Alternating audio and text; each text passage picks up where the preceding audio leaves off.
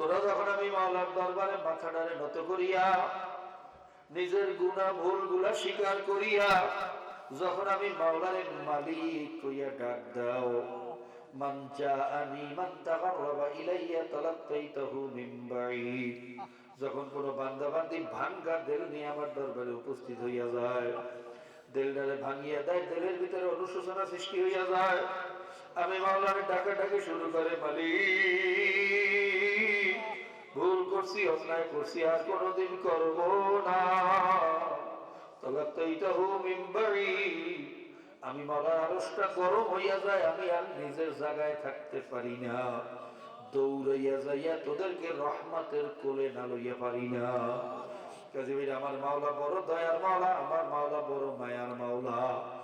আমার মাওলার রহমত থেকে নৈরাশ হওয়াও কিন্তু কুফরি। আমার মাওলার রহমত থেকে নৈরাশ হওয়া যাবে না। আমার মাওলা যেমন বড় তার রহমতও সেরকম বড়, আমার মাওলা যেমন বড় তার মায়াও সেই রকম বড়। ওই আমার মাওলা কেমন দয়ার মাওলা, ছোট্ট একটা ঘটনা বললেই শেষ করব। বনি ইসরাইলের ভিতরে এক যুবক ছিল, এমন কোন গুনাহ নাই যে সে করত না। তার গুনার কারণে, অপরাধের কারণে শহরের পরিবেশ নষ্ট হওয়া শুরু হয়েছে। শহরবাসী পরামর্শ করলো, এই ছেলে যদি আমাদের শহরে থাকে, আমাদের ছেলে বড় নষ্ট করিয়া ফেলাইবে, ওকে শহর থেকে তাড়াইয়া দেওয়া হোক। সবাই পরামর্শ করে ওকে দেশ থেকে তাড়াইয়া দিয়েছে। আমাদের সমাজেও যেরকম বেশি অপরাধী যদি থাকে, সবাই মিলে ওকে তাড়াইয়া দেই, কথা ঠিক নেবে। বাইরে যুবককে যখন শহর থেকে তাড়াইয়া দিয়েছে, যুবক কোন জায়গা না পাইয়া জঙ্গলে গিয়ে আশ্রয় গ্রহণ করছে। জঙ্গলে না আছে বিছানা, না আছে বালিশ, না আছে মশারি, না আছে খাতা। বাইরে গাছের শিকড় হইল তার বালিশ, জমিন হইল তার বিছানা। আসমান হইল তার ছাদ, বাইরে জমিন হইল তার বিছানা। বৃষ্টি পড়লে ভেজে, আর রোদ্রে উঠলে শুকায়, মশায় কামড়ায়, পোকামাকড়ে জ্বালায়। এই যন্ত্রণার মধ্যে থাকতে থাকতে শরীর অসুস্থ হইয়া মৌবতের ভয় ভিতরে চলিয়ে আসছে। যুবক চিন্তা করে, আহারে যদি এই অবস্থা আমি মরিয়া যাই, না পাইলাম দুনিয়ায় কোনো শান্তি, না আছে আখেরাতে কোনো মুক্তি, আমার মতো বদনসিব কপাল করা বুঝি আর সারা দুনিয়াতে নাই। যুবক ডাইনে তাকায়, বামে তাকায়, চতুর্দিকে তাকায়, দেখে কোনো আশ্রয় পাওয়ার, সাহায্য পাওয়ার আশা আছে নাকি। দেখে না, এখান থেকে বাইর হইয়া আশ্রয় পাওয়ারও কোনো জায়গা আমার নাই। সব দিক থেকে নৈরাশ হইয়া আসমানের দিকে, মাওলার দিকে তাকাইছে। মাওলার দিকে তাকাইয়া দুই ফোঁটা চোখের পানি ছাড়িয়া যুবক কান্দে আর বলে, মালিক দুনিয়ার মানুষ আমাকে লাথি মারিয়া তাড়াইয়া দিয়েছে, তোমার ব্যাপারে শুনছি মাওলা তুমি নাকি লাথি মারিয়া তাড়াইতে পারো না, তোমার দরওয়াজা নাকি মৌবতের আগ পর্যন্ত খোলা। মালিক আমাকে লাথি মারলে যদি তোমার বাদশাহী বাড়িয়া যায়, আমাকে লাথি মারো, আমার কোনো দাবি নেই। আমাকে মাফ করলে যদি তোমার বাদশাহী কমিয়া যায়, আমাকে মাফ করার কোনো দরকার নাই। আর যদি আমাকে মাফ করিয়া দিলে তোমার কোন বাদশাহী কমিয়া না যায়, আমাকে আযাব না দিলে যদি তোমার কোনো ক্ষতি না হয়, মাবুদ রে আমারে তুমি মাফ করিয়া দাও। ভাইয়া যুবকের কান্নায় মাওলার আরশ গরম হয়ে গেছে। এক সময় যুবক যখন দুনিয়া থেকে বিদায় হয়ে গেছে, আল্লাহ পাক রব্বুল আলামিন নবী ভাইয়া মূসাকে বলতেছেন,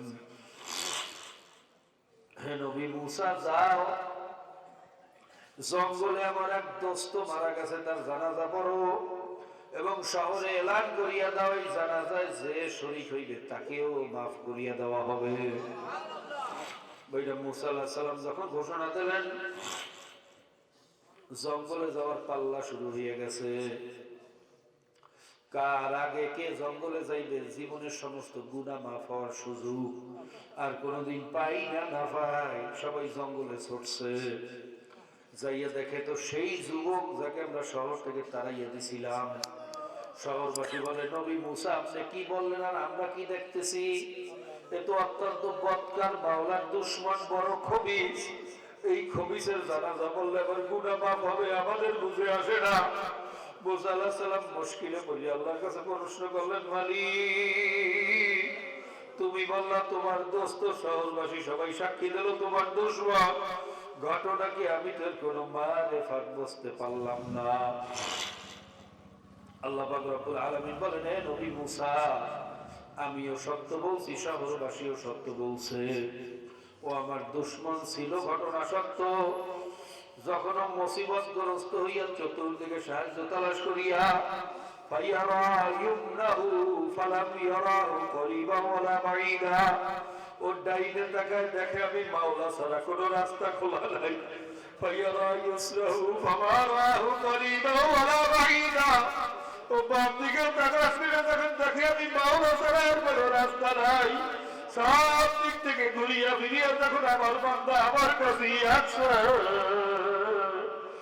নবী মুসা জানি বান্দা গরবা ইলাইয়া তারাকাইতাহু মিন বাঈদ, जब कोई बंदा बंदी मेरी तरफ आता है, शिकस्त दिल आता है, टूटा हुआ दिल आता है, जब वो घबरा कर चारी तरफ मायूसी का समंदर देखता है, आसमान उस पर टूट सा नजर आता है, जमीन उस पर तंग हो जाता है, चारी तरफ के दरवाजे जब उस पर बंद हो जाता है, मेरी दरवाजा कभी बंद नहीं होता।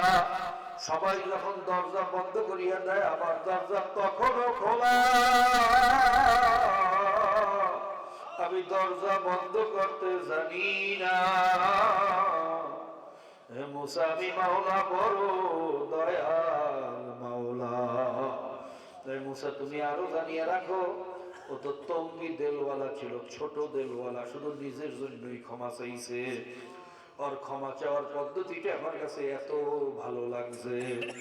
ওর কাকুতি মিনতি, ওর কান্নাকাটি, ওর রোনাজারি আমি মাওলার আরশটা এমন গরম বানাইয়া ফেলাইছে, ওই মুহূর্তে যদি একবারও বললে বসতো, আল্লাহ দুনিয়ার সবাইরও মাফ করিয়া দাও, আমি ওই সময় দুনিয়ার সবাইরও মাফ না করিয়া পারতাম না।